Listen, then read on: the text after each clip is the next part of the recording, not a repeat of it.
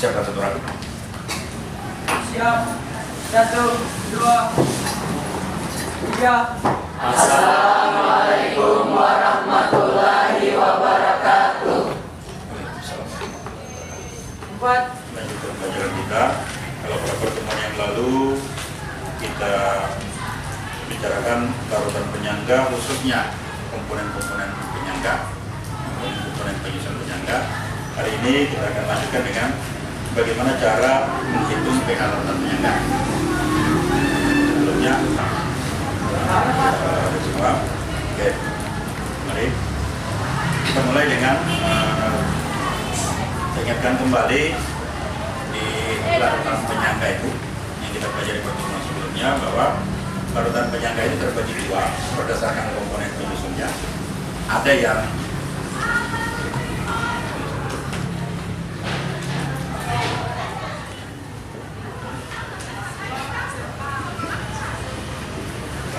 ini yang sudah kita pelajari minggu yang lalu.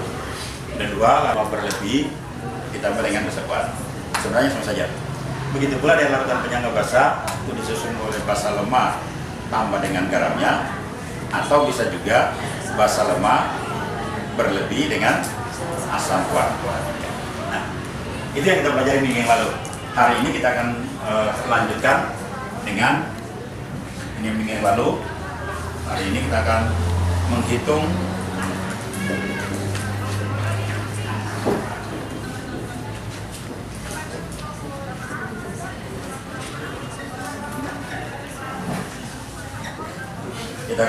pH larutan penyangga.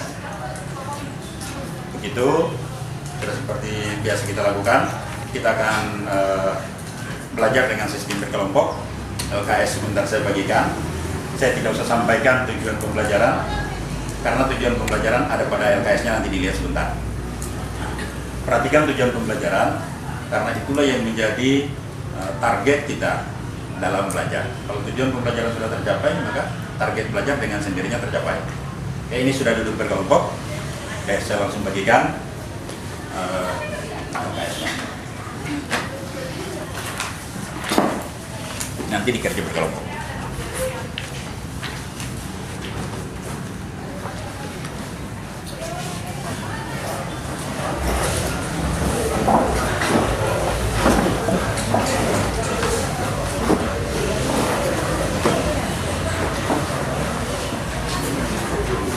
Jika LKS ini bisa diselesaikan dengan bagus, maka tujuan pembelajaran insya Allah bisa tercapai. Nah, dalam menyelesaikan LKS ini sebentar, seperti biasa, bekerja secara bersama-sama. Gunakan semua literatur yang ada. Makin banyak literatur yang tersedia, semakin bagus. Oke, mari lihat. Jadi, menghitung pH larutan penyangga, berarti sebentar kita akan hitung pH larutan penyangga asam, kemudian pH larutan penyangga basah. Di pH larutan penyangga asam di dalam LKS itu sudah saya tuliskan bahwa pH-nya bisa langsung dihitung dengan menggunakan ada rumus minus logaritma Ka kali mol asam per mol garam. Kalau nanti sebentar kamu buka literatur kemudian kamu dapatkan rumus yang sedikit berbeda, tidak apa-apa. Dalam literatur itu untuk penyangga asam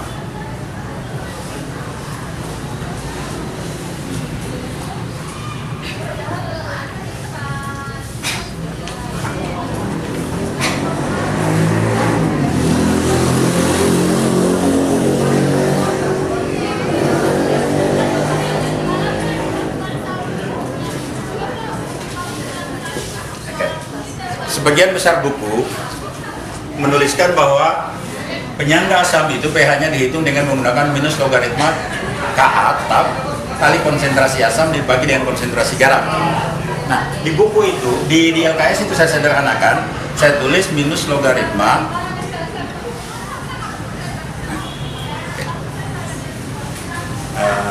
apakah konsentrasi dengan mol itu sama? Sebenarnya tidak sama persis. Konsentrasi itu adalah mol dibagi dengan volume. Tapi karena pembaginya sebentar ini sama, kan pasti dibagi dengan volume yang sama ini. Katakanlah volumenya 100, ini juga dibagi 100. Maka berarti untuk menyederhanakan pembagian, kita hilangkan saja 100-nya ini sehingga menjadi mol asam per. Demikian pula dengan penyangga basah, apakah rumus yang pertama atau rumus yang kedua. Jadi tidak usah permasalahkan kalau kemudian ada di literatur yang sedikit berbeda rumusnya. Saya tuliskan rumus yang lebih sederhana. Tidak ada masalah di sini. Mudah-mudahan tidak. Jika tidak, bisa langsung dikerjakan LKS-nya. Di akhir pertemuan sebentar akan kita lihat jawaban kelompok mana yang bagus, akan bergilir menjawab, dan pada akhirnya kita akan tentukan kelompok mana yang paling bagus.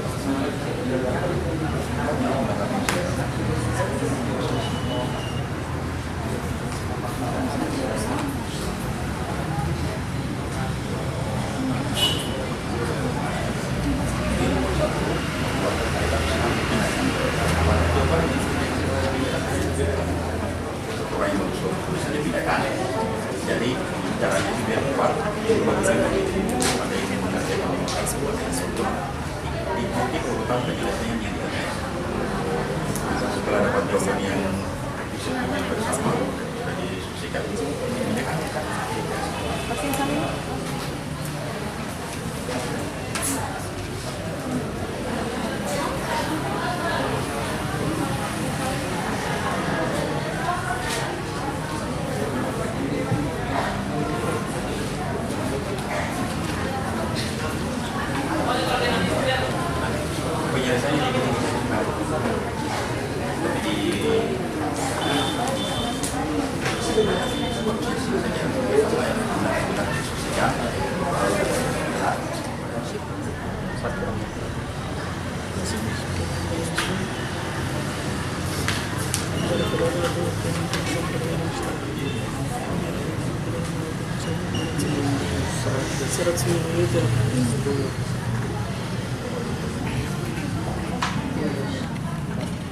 Berarti ini yang tersisa, ini yang habis.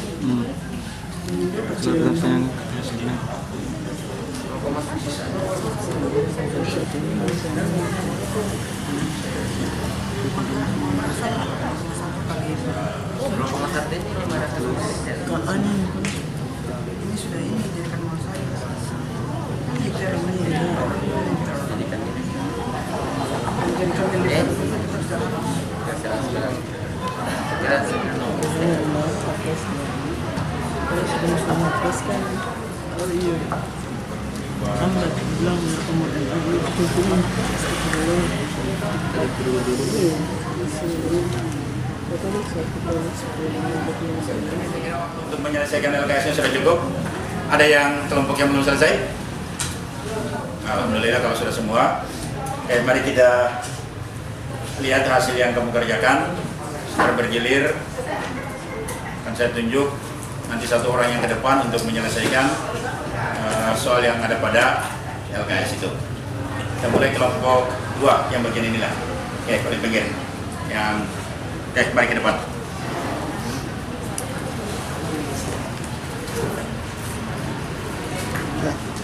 Bapak dulu, kemudian nanti sebentar selesaikan soal nomor 1. Yang lain mari kita lihat sama-sama, bandingkan hasil pekerjaanmu dengan pekerjaan temannya. Silakan.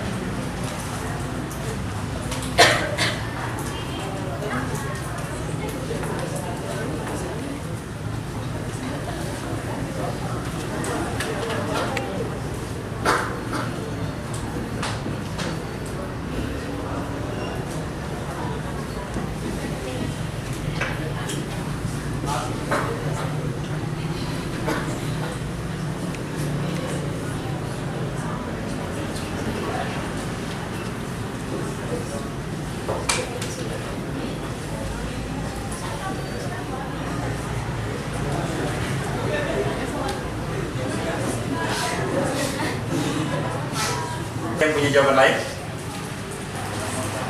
Oke, alhamdulillah kalau sudah sama. Ini betul, ini jawaban yang bagus. Ini soal nomor 1, alhamdulillah sudah selesai, sudah bagus, betul. Sekarang kita lanjutkan ke nomor 2. Oke, kelompok ini lagi. Mari, yang di pinggir dulu. Ke depan, ambil penghapus, kemudian di sebelahnya lagi.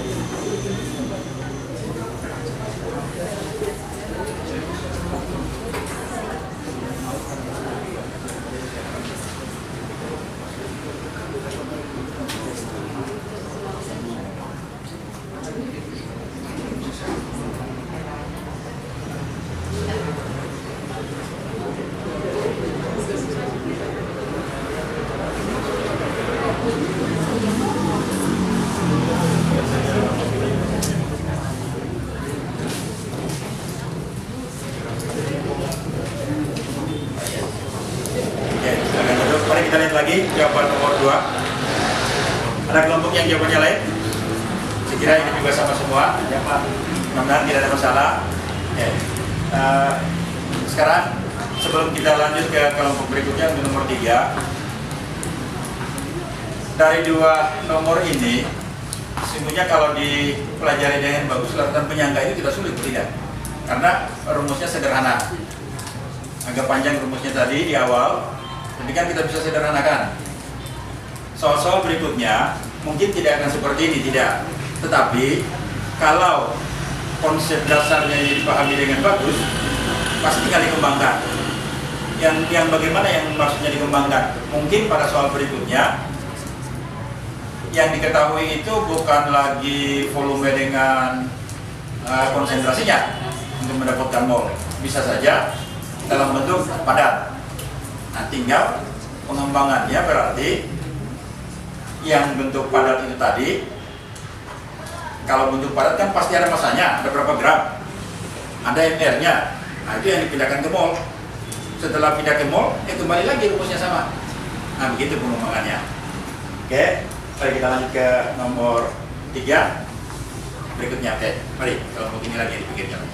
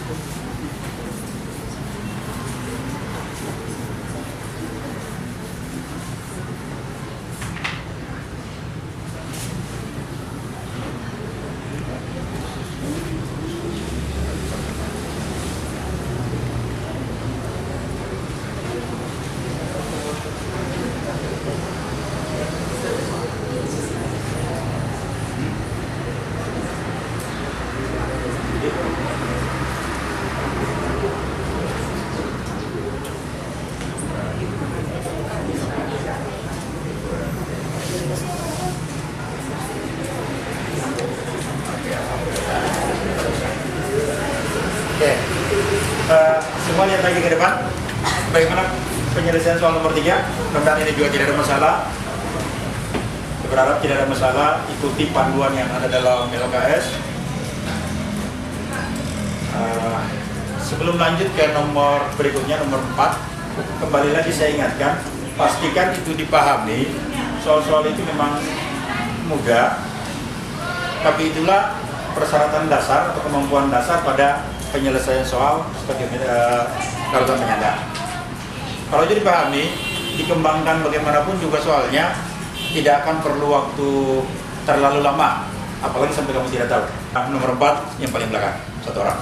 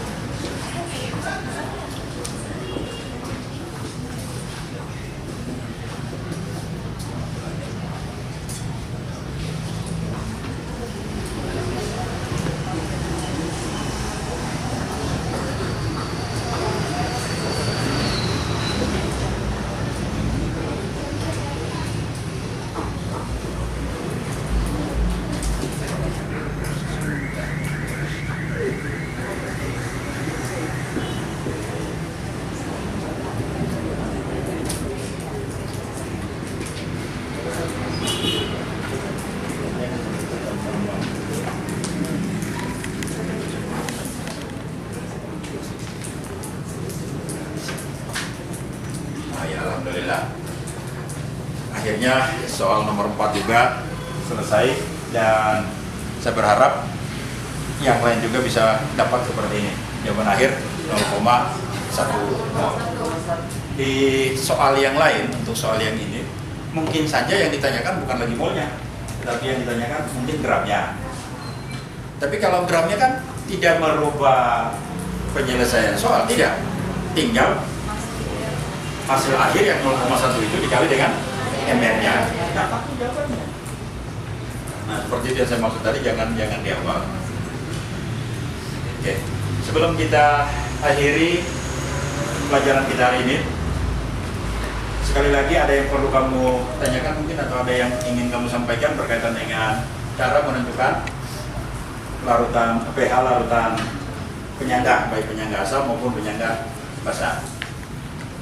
Sebesar dari lagi soal yang lain, nah saya berikan tugas nanti, kemudian tugas itu diselesaikan, jangan hanya disimpan-simpan, agar apa yang kamu pahami hari ini bisa lebih dimengerti lagi. Jika tidak ada yang disampaikan, saya lihat hari ini secara kelompok, secara keseluruhannya bagus. Mudah-mudahan ini bisa dipertahankan terus untuk kedepannya, kalau perlu ditingkatkan lagi. Untuk pertemuan depan, kita akan lanjutkan dengan masih larutan penyangga sedikit lagi, yaitu fungsi larutan penyangga. Itu tidak panjang, itu hanya sedikit. Setelah fungsi larutan penyangga, kita akan lanjutkan ke hidrolisis. Model belajarnya tetap seperti ini, dan yaitu jangan lupa baca duluan tentang hidrolisis, siapkan buku-buku, materi apa saja, dari buku mana saja, yang penting berkaitan dengan hidrolisis, agar pelajaran kita pada pertemuan depan bisa lebih bagus lagi.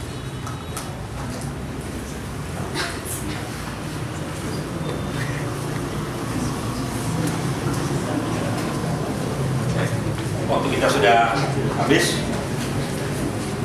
berarti pertemuan kita hari ini cukupkan sampai di sini.